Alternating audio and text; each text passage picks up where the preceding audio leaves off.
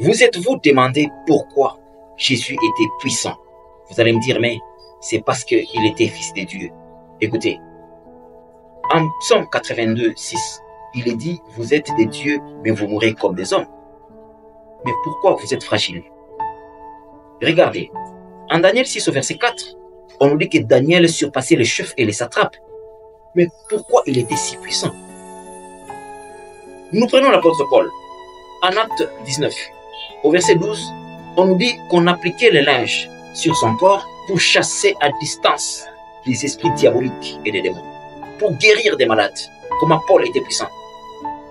Le même Paul qui, en Acte 14, 26, on les récupère, on les lapide, mais il s'élève, il continue la mission. Pourquoi il était fort? Restez connectés. Nous entrons dans la nature. Savez-vous que l'arbre pousse dans deux directions à la fois? Est-ce que vous le saviez?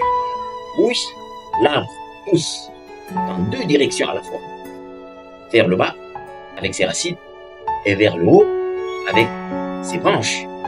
Alors, le système racinaire ressemble à la perfection à la partie visible de l'arbre. Donc, ici, nous avons les racines qui sont gravitropiques. Cela veut dire qu'ils poussent vers le bas, ils s'enfoncent, ils cherchent l'eau, les nutriments nécessaires. Et de l'autre côté, nous avons les branches qui sont phototropiques, qui poussent vers le haut à la recherche de la lumière, évidemment. Alors, ceci illustre parfaitement ce qui se passe dans la vie.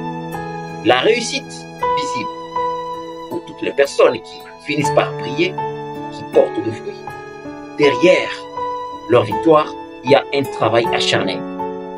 Il y a un travail acharné, un travail douloureux. Et ce travail s'effectue loin des regards des gens. Personne ne voit. Et on ne voit que le fruit.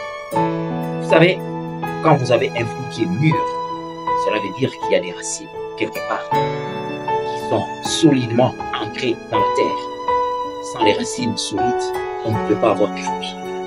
Alors, si vous refusez de descendre, si vous refusez d'affronter les difficultés, les adversités, les combats de la vie, alors vous ne pouvez pas monter.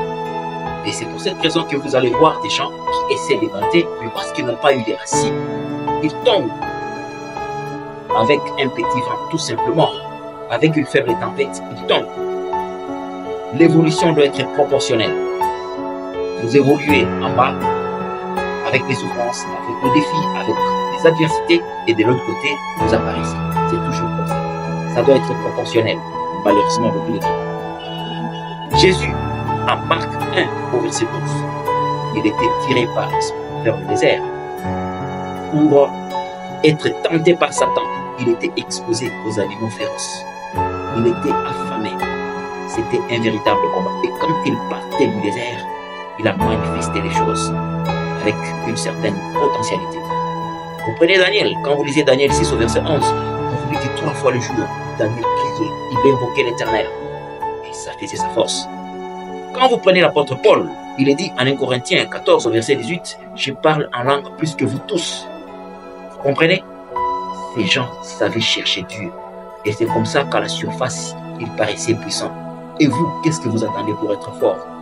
Vous allez seulement continuer à envier les autres en disant qu'ils réussissent, ils sont forts, ils font ceci, ils font cela, pendant que vous n'êtes pas prêts d'entrer dans le combat de la vie, d'affronter l'adversité, d'affronter les défis. Vous n'êtes pas prêts? Écoutez, il est temps de changer et d'affronter l'adversité, les difficultés, afin d'avoir des racines solides. C'est un principe de la vie, un principe naturel. C'est votre serviteur, Ben Alain Kitenge. Merci, à la prochaine.